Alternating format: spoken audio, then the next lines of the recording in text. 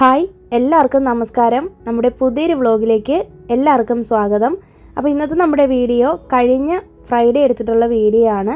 അപ്പോൾ ആമിക്ക് ഇന്ന് എക്സാം തീരുന്ന ദിവസമാണ് കേട്ടോ. ഇതിന് ശേഷമുള്ളൊരു വ്ളോഗാണ് ഞാൻ കഴിഞ്ഞ വീഡിയോയിൽ ഷെയർ ചെയ്തിട്ടുണ്ടായിരുന്നത്. അപ്പോൾ ഇത് ശരിക്കും ലേറ്റായിട്ടാണ് ഞാൻ ഈ ഒരു വ്ളോഗ് അപ്ലോഡ് ചെയ്യുന്നത്. കാരണം എന്ന് വെച്ചിട്ടുണ്ടെങ്കിൽ കഴിഞ്ഞ വീഡിയോ കുറച്ച് ഇമ്പോർട്ടൻസ് ഉള്ളൊരു വീഡിയോ ആയിരുന്നു, ഒന്ന് റിക്വസ്റ്റ് ചെയ്തിട്ടുള്ളൊരു വീഡിയോ ആയതുകൊണ്ടാണ് അത് നേരത്തെ അപ്ലോഡ് ചെയ്തത്. രാവിലെ 6 മണിക്ക് ഞാൻ എഴുന്നേക്കും. 6 മണിക്ക് എഴുന്നേറ്റ് കഴിഞ്ഞാൽ നേരെ ഒന്ന് ഗാർഡനിലിട്ടൊക്കെ ഒന്ന് വരാറുണ്ട്. ആദ്യം ഒന്ന് ടെറസിൻ്റെ മേലെ പോകും കേട്ടോ. അതിന് ശേഷമാണ് പിന്നെ താഴെ നമ്മുടെ ബാൽക്കണിയിലൊക്കെ ഒന്ന് വരുന്നത്. ഇപ്പോൾ മഴയൊക്കെ പെയ്ത് തോർന്നിട്ടുണ്ട്. ഇപ്പോൾ നല്ല വെയിലാണ്, അധികം മഴയൊന്നും പെയ്യുന്നില്ല. അതുകൊണ്ട് തന്നെ നല്ല ചൂടും കാര്യങ്ങളൊക്കെയാണ് കേട്ടോ. അങ്ങനെ രാവിലെ ഞാൻ എഴുന്നേറ്റ് കുളിയൊക്കെ കഴിഞ്ഞു. അതിന് ശേഷം ഒന്ന് പുറത്തൊക്കെ ഒന്ന് വന്നിട്ട് ഒന്ന് കോലമൊക്കെ ഒന്ന് വരച്ചിടാമെന്ന് വിചാരിക്കുന്നുണ്ട്. അപ്പോൾ ആമിക്ക് ഇന്ന് എക്സാം തീരുന്ന ദിവസം കൂടിയാണ്. അപ്പോൾ അതുകൊണ്ട് തന്നെ അവൾക്ക് രാവിലെ സ്കൂളിൽ പോകണം. അവൾക്കിന്ന് ഹാഫ് വർക്കിംഗ് ഡേ ആണ്, ഉച്ച വരെയാണ് എക്സാം ഉള്ളത്. അപ്പോൾ ഇന്നത്തോടു കൂടി സ്കൂൾ അടയ്ക്കുകയും ചെയ്യുന്നുണ്ട് കേട്ടോ. അപ്പോൾ അതുകൊണ്ട് തന്നെ അവൾക്ക് ഇനിയിപ്പോൾ ഒരാഴ്ചത്തേക്കുള്ള ലീവൊക്കെ ഉണ്ട്. നവരാത്രിയുടെ ലീവും എല്ലാം കൂടി ചേർത്തിട്ടുള്ളതാണ്. അപ്പോൾ ഈ ഒരു ടൈമിലാണ് ഇവർക്ക് ഇവിടെ ഒരു ലോങ് വെക്കേഷൻ കിട്ടുന്നത്. ഫസ്റ്റ് ടൈമിൻ്റെ എക്സാം കഴിഞ്ഞതിന് ശേഷം വരുന്ന ലീവാണ്. അങ്ങനെ ഞാനൊന്ന് കോലമൊക്കെ ഒന്ന് വരച്ചിട്ട് കുറച്ച് കളറൊക്കെ ഒന്ന് ഇടുന്നുണ്ട്. അപ്പോൾ ഇതൊക്കെ ചെയ്യുമ്പോഴത്തേക്കും ഒരു പ്രത്യേക സന്തോഷമാണ് കേട്ടോ. ഒരു വല്ലാത്തൊരു സന്തോഷവും സമാധാനവും ഒക്കെ കിട്ടാറുണ്ട് എനിക്ക്. അപ്പോൾ എനിക്ക് അറിയാവുന്നൊരു ഡിസൈൻ ഞാനിങ്ങനെ ഫോണിലൊക്കെ നോക്കിയിട്ട് ഒന്ന് വരച്ചതാണ്. അത്ര പെർഫെക്റ്റ് ആയിട്ടൊന്നും വന്നിട്ടില്ല. അത് കഴിഞ്ഞിട്ട് നമ്മുടെ ഉരുളികളിൽ വെള്ളം ഒന്ന് വയ്ക്കാമെന്ന് വിചാരിച്ചു. അങ്ങനെ ഒന്ന് വെള്ളവും പൂക്കളൊക്കെ ഇടുന്നുണ്ട്. അപ്പോൾ ഇന്ന് ഫ്രൈഡേ ആണല്ലോ, അതുകൊണ്ടാണ് രാവിലെ ഇതൊക്കെ ചെയ്യുന്നത്. അപ്പോൾ ഞാൻ ഈ ഒരു പൂവ് നമ്മുടെ ഓണത്തിന് മേടിച്ചിട്ടുള്ളതാണ് കേട്ടോ. അപ്പോൾ ഇതുപോലത്തെ തുണി പോലത്തെ സഞ്ചിയില്ലേ, ഇതിനകത്ത് ഇട്ടിട്ട് പൂക്കൾ ഇതുപോലെ ഫ്രിഡ്ജിനകത്ത് സൂക്ഷിച്ച് വയ്ക്കുകയാണെന്നുണ്ടെങ്കിൽ ഒരുപാട് നാളിരിക്കും. ഇപ്പോൾ തന്നെ നമ്മൾ ഉത്രാടത്തിന് മേടിച്ചിട്ടുള്ള പൂവാണ് കേട്ടോ. ഇപ്പോൾ തന്നെ 2-3 ആഴ്ച ആയിട്ടുണ്ടല്ലോ. ഇതുവരേക്കും ഒന്നും ചെയ്തിട്ടില്ല, നല്ല ഫ്രഷ് ആയിട്ടാണ് ഇരിക്കുന്നത്. പ്ലാസ്റ്റിക് കവറിലിടാതെ ഇതുപോലത്തെ സഞ്ചി പോലത്തെ തുണി പോലത്തെ ഒരു സഞ്ചി ഉണ്ടല്ലോ, അതിലിട്ട് വെക്കുകയാണെങ്കിൽ ഇരിക്കും. ഞാനും ഇത് ഫസ്റ്റ് ടൈമാണ് ഇങ്ങനെ ചെയ്യുന്നത്. നമുക്ക് ആ ഒരു മാർക്കറ്റിൽ നിന്ന് കിട്ടിയിട്ടുണ്ടായിരുന്ന സഞ്ചിയിൽ തന്നെ ഞാൻ അങ്ങോട്ട് ഇട്ട് വെച്ചതാണ് കേട്ടോ. പിന്നെ അത് കഴിഞ്ഞിട്ട് നമ്മുടെ പൂജാ റൂമിൽ ഇരുന്നിട്ടുള്ള പഴയ പൂക്കളൊക്കെ മാറ്റിയിട്ടുണ്ട്. തലേ ദിവസം ഞാൻ പൂക്കൾ വെച്ചിട്ടുണ്ടായിരുന്നു, അതൊക്കെ ഒന്ന് മാറ്റി. എന്നിട്ട് പുതിയ പൂക്കളൊക്കെ വെച്ചു. ജമന്തിയൊക്കെ ഫോട്ടോയിൽ വെച്ച് കൊടുത്തു. പിന്നെ നമ്മുടെ ഈ ഒരു റോസാപ്പൂക്കളാണ് ഞാൻ തട്ടത്തിലിട്ട് കൊടുത്തത്. അപ്പോൾ തട്ടത്തിന് ചുറ്റും ഇങ്ങനെ പൂക്കളിടുന്നത് വളരെ നല്ലതാണെന്ന് കേട്ടിട്ടുണ്ട്. നമ്മൾ വിളക്ക് വയ്ക്കുന്ന സമയത്ത് എന്തെങ്കിലും ഒരു പൂവ് നമ്മുടെ തട്ടത്തിൽ വെക്കുന്നത് നല്ലതാണെന്ന് പറയാറുണ്ട് കേട്ടോ.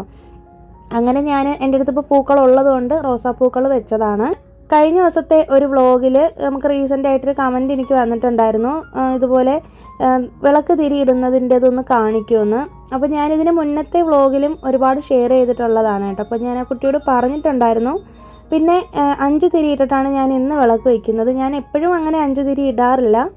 സാധാരണ അങ്ങോട്ടും ഇങ്ങോട്ടും 2 ഭാഗത്തായിട്ട് കൈകൂപ്പി നിൽക്കുന്ന രീതിയിലാണ് ഞാൻ വിളക്ക് തിരി വെക്കുന്നത്. എന്തെങ്കിലുമൊക്കെ വിശേഷ ദിവസങ്ങൾ വരുമ്പോഴോ അല്ലെങ്കിൽ എനിക്ക് എന്തെങ്കിലും മാനസികമായിട്ടുള്ള എന്തെങ്കിലും വിഷമങ്ങൾ വരുമോ ഒക്കെ ചെയ്യുന്ന സമയത്താണ് ഞാനിങ്ങനെ 5 തിരിയിട്ട് വെക്കുന്നത്. ഇപ്പോൾ കുറച്ച് നാളായിട്ട് ഞാൻ കൂടുതലും 5 തിരിയിട്ട് തന്നെയാണ് രാവിലെ വിളക്ക് വയ്ക്കുന്നത് കേട്ടോ. അത് കഴിഞ്ഞിട്ട് ഒന്ന് സാമ്പ്രാണിയൊക്കെ ഒന്ന് പുകച്ചിട്ടുണ്ട്. അതിന് ശേഷം കിച്ചണിലേക്ക് വന്നിട്ടുണ്ട്. പിന്നെ ഇന്ന് നമ്മൾ ലഞ്ചൊക്കെ ഒന്ന് കുറച്ച് ലേറ്റായിട്ടാണ് ചെയ്യുന്നത്. കാരണം ആമി ഇന്ന് നേരത്തെ വരുമല്ലോ, അതുകൊണ്ടാണ്. സാധാരണ ഞാൻ രാവിലെ തന്നെ കുക്കിംഗ് എല്ലാം ചെയ്യുന്നതാണ്, ലഞ്ചും കാര്യങ്ങളൊക്കെ ചെയ്യുന്നതാണ്. പക്ഷേ ഇന്നിപ്പോൾ ലേറ്റായി പോയി. അത് കഴിഞ്ഞിട്ട് വന്നിട്ട് ബ്രേക്ക്ഫാസ്റ്റും കാര്യങ്ങളൊക്കെ ഉണ്ടാക്കി ഞങ്ങൾ കഴിച്ചു. അതിനുശേഷം കിച്ചണിലേക്ക് വന്നിട്ട് ഞാനിങ്ങനെ തുണിയൊക്കെ ഒന്ന് കഴുകാനായിട്ട് എല്ലാം ഇടുന്നുണ്ട്. അപ്പോൾ ഇതിനിടയിൽ നമ്മൾ അരി മേടിച്ചിട്ടുണ്ടായിരുന്നു കേട്ടോ തലേ ദിവസം. അപ്പോൾ അതൊക്കെ എടുത്തൊന്ന് ഞാൻ ആ ഒരു കലത്തിലൊന്ന് തട്ടി വയ്ക്കുന്നതാണ്. ആ സമയത്ത് വീട്ടിൽ നിന്ന് അമ്മ ഫോൺ ചെയ്തിട്ട് അങ്ങനെ അമ്മയോടൊക്കെ സംസാരിച്ചുകൊണ്ടാണ് ജോലികളൊക്കെ ചെയ്യുന്നത്. ഞാനിതിന് മുന്നേ പറഞ്ഞിട്ടുണ്ടല്ലോ, ഞാൻ നാട്ടിൽ അമ്മ ഫോൺ ചെയ്യുന്ന സമയത്തായിരിക്കും കൂടുതൽ ജോലികളൊക്കെ ചെയ്യുന്നത്. അമ്മ എപ്പോൾ വിളിച്ചാലും ഞാൻ എന്തെങ്കിലും പണികളിലായിരിക്കും. അപ്പോൾ ഇന്ന് നമ്മുടെ ഒരു കിച്ചൺ ഷെൽഫ് ഒന്ന് ക്ലീൻ ചെയ്യാമെന്ന് വിചാരിച്ചിട്ടോ. കുറേ നാളായി ഇതൊന്ന് ക്ലീൻ ചെയ്തിട്ട്. പിന്നെ ഇതിൽ വേണ്ടാത്ത കുറേ പാഴ്സൽ ബോക്സുകൾ ഇരിപ്പുണ്ടായിരുന്നു കേട്ടോ. കുറേ പ്ലാസ്റ്റിക് ബോക്സസാണ്. വേണ്ടാത്തതെല്ലാം ഞാനെടുത്ത് കളയുന്നുണ്ട്. ഇടയ്ക്കിടയ്ക്ക് ഞാനിങ്ങനെ ഡീക്ലട്ടറിങ് ചെയ്യാറുണ്ട്. കാരണം നമ്മുടെ വീട്ടിൽ അനാവശ്യമായിട്ട് കുറേ പാത്രങ്ങളും തുണികളും ഒക്കെ ഇങ്ങനെ വലിച്ചു വാരി ഇട്ടേക്കും അല്ലേ. അപ്പം ഞാനതിങ്ങനെ 6 മാസത്തിലൊരിക്കൽ എടുത്ത് നോക്കിയിട്ട് ആവശ്യമില്ലാത്തതൊക്കെ എടുത്ത് കളയും. അതേപോലെ തന്നെ കുറേ വാട്ടർ ബോട്ടിൽസൊക്കെ ഉണ്ടായിരുന്നു കേട്ടോ. അതൊക്കെ ഞാൻ എടുത്ത് കളയുന്നുണ്ട്. അതൊന്നും നമുക്ക് ഉപയോഗം ഇല്ലാത്തതാണ്. ഇതിങ്ങനെ ഇതിനുള്ളിൽ വെച്ചിരുന്നാലും കുറേ സ്പേസ് അങ്ങോട്ട് പോകുമെന്നുള്ളതല്ലാതെ വേറെ ഒരു ഗുണവും ഉണ്ടാവില്ല. അതുകൊണ്ട് ഞാൻ എന്തായാലും അതൊക്കെ എടുത്ത് കളയാമെന്ന് ഓർത്തു. അങ്ങനെ ഒന്ന് ഡസ്റ്റ് ചെയ്തെടുക്കുന്നുണ്ട്. അപ്പോൾ ഇതിനുള്ളിൽ ഒരുപാട് പാറ്റയുടെ ശല്യവും അതുപോലെ തന്നെ പല്ലിയൊക്കെ ശല്യം ഉണ്ട് കേട്ടോ.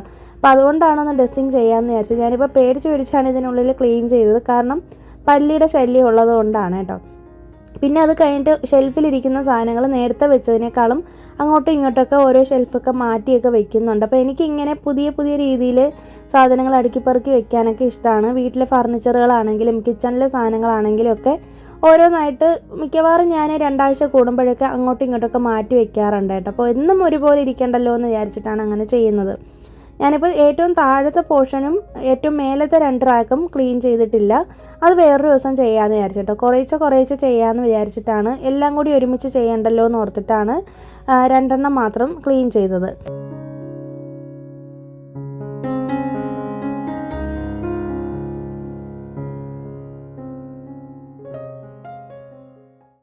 പിന്നെ അത് കഴിഞ്ഞിട്ട് പൊട്ടറ്റയൊക്കെ ഇട്ടേക്കുന്ന ഈ ഒരു ട്രേ ഉണ്ടല്ലോ, അതും കൂടിയൊക്കെ ഒന്ന് എടുത്ത് മാറ്റിയിട്ട് ഒന്ന് ക്ലീൻ ചെയ്തെടുക്കുന്നുണ്ട്. ഇവിടെ കുറേ നാളായി ഒന്ന് ക്ലീൻ ചെയ്തിട്ട്. അപ്പോൾ ഞാൻ ഈ വ്ളോഗ് എടുക്കുന്ന ദിവസം നമ്മൾ പുതിയ ചൂല് മേടിച്ചിട്ടുണ്ടായിരുന്നില്ല.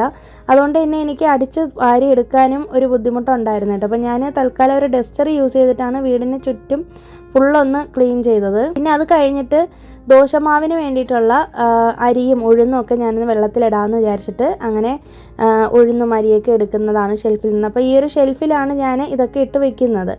പിന്നെയല്ലേ ഞാൻ പലപ്പോഴും ശ്രദ്ധിച്ചിട്ടുള്ളൊരു കാര്യമാണ്, നമുക്ക് ചുറ്റും ചില ആളുകൾക്ക് ഒരു പ്രത്യേക സ്വഭാവമുണ്ട് മറ്റുള്ളവരുടെ കുറ്റം കണ്ടുപിടിക്കുക എന്നുള്ളത്. മിക്കവാറും പലരും അനുഭവിച്ചിട്ടുള്ളൊരു കാര്യമായിരിക്കും ഈ ഒരു സംഭവം. അപ്പോൾ എൻ്റെ ലൈഫിലും അങ്ങനെയൊക്കെ കുറേ ഉണ്ടായിട്ടുണ്ട് കേട്ടോ. അപ്പോൾ എല്ലാവരും ഒന്നും അല്ല, ചില ആൾക്കാർക്ക്, വളരെ വിരലിൽ എണ്ണാവുന്ന ചില ആളുകൾക്ക് നമ്മൾ എന്ത് ചെയ്താലും കുറ്റമാണല്ലേ. കുറ്റം കണ്ടുപിടിക്കുക എന്നുള്ളതാണ് അവരുടെ ഒരു മെയിൻ പരിപാടി എന്ന് പറയുന്നത്. അപ്പോൾ ഒരാളിൻ്റെ കുറ്റം ചൂണ്ടിക്കാണിക്കാനായിട്ട് ഭയങ്കര ഈസിയാണെന്നാണ് ഞാൻ വിശ്വസിക്കുന്നത്. ഒരാളിനെക്കുറിച്ച് അയാൾ ചെയ്ത നന്മ കണ്ടുപിടിക്കാനോ അല്ലെങ്കിൽ അയാൾ ചെയ്ത നല്ല പ്രവൃത്തിയെക്കുറിച്ച് പറയാനോ ആളുകൾക്ക് നേരം കാണില്ല. ആളുകൾക്ക് ഇഷ്ടമില്ലായിരിക്കും. ഒരു പക്ഷേ അവരുടെ ലൈഫിൽ അങ്ങനെ ഒരു ഫ്രസ്ട്രേഷൻ അനുഭവിക്കുന്നതുകൊണ്ടായിരിക്കാം, ചിലപ്പോൾ അവരെ മറ്റുള്ളവർ അംഗീകരിക്കാത്തത് കൊണ്ടായിരിക്കാം, പല റീസൺസ് കാണാം. ഓരോരുത്തർക്കും ഓരോ ഇതാണല്ലോ. അപ്പോൾ ഞാൻ എപ്പോഴും ഇങ്ങനെ ചിന്തിക്കാറുണ്ട്, അവരൊക്കെ ഇങ്ങനെ ഈ കുറ്റം പറയുന്ന സമയത്ത് സ്വയം തന്നിലുള്ള കുറ്റം ഒന്ന് തിരിഞ്ഞ് നോക്കാമല്ലോ അവർക്ക്. അപ്പോൾ നമ്മൾ ഇപ്പോൾ ഇതൊക്കെ പറയുന്നുണ്ടെങ്കിലും നമ്മളും ചില സമയത്ത് പലരെക്കുറിച്ചും കുറ്റങ്ങളൊക്കെ പറയുമായിരിക്കാം.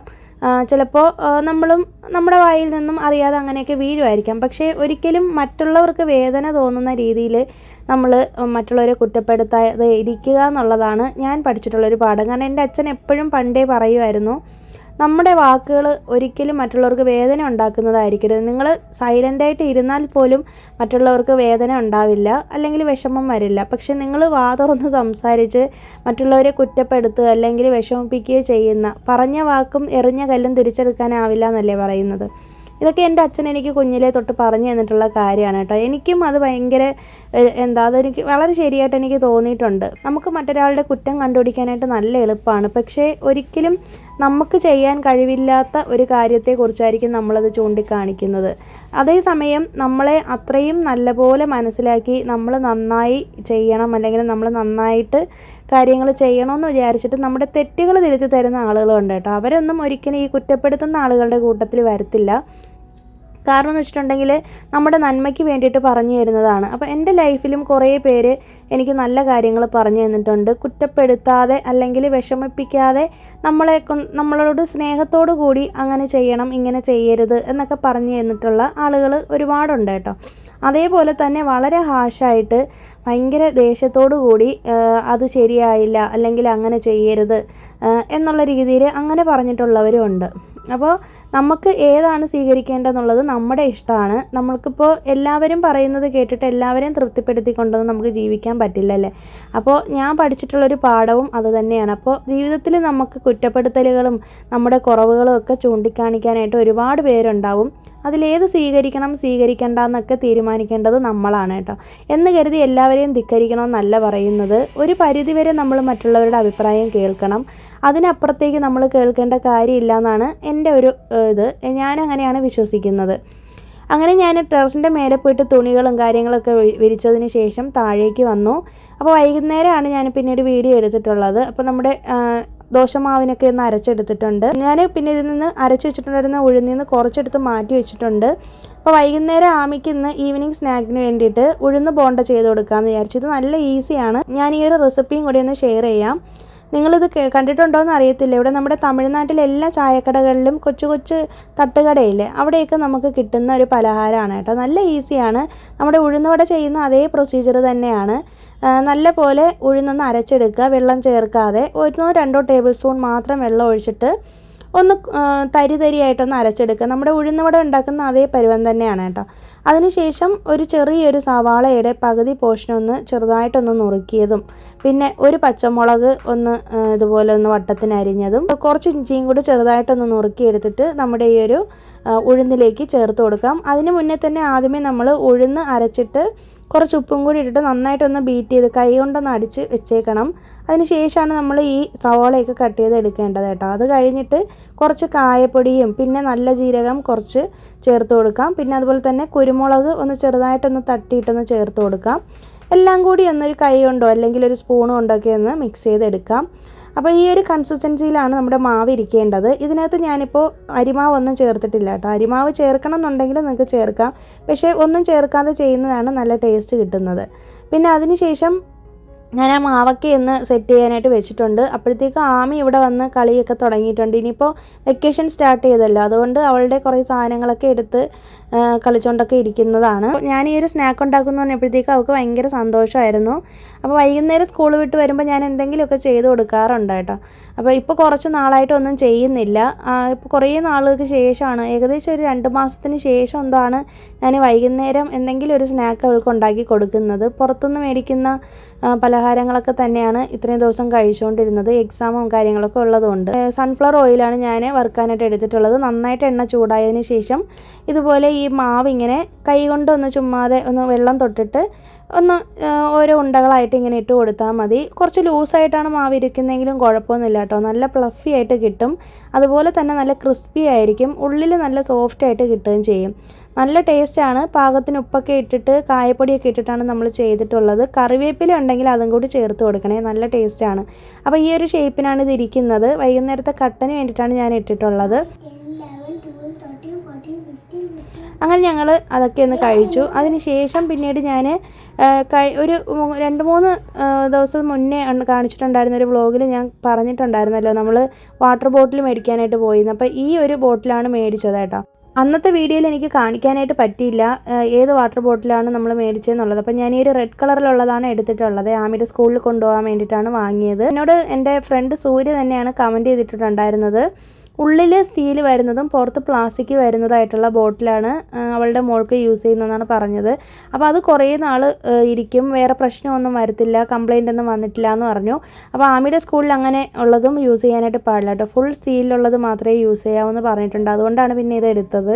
അപ്പോൾ ഇനിയിപ്പോൾ അത് നോക്കാം എത്ര നാളിത് യൂസ് ചെയ്യാൻ പറ്റും എങ്ങനെയാണെന്നൊക്കെ. കാരണം നമ്മളിപ്പോൾ കമ്പനി സാധനം തന്നെയാണ് മേടിച്ചിട്ടുള്ളത് കേട്ടോ.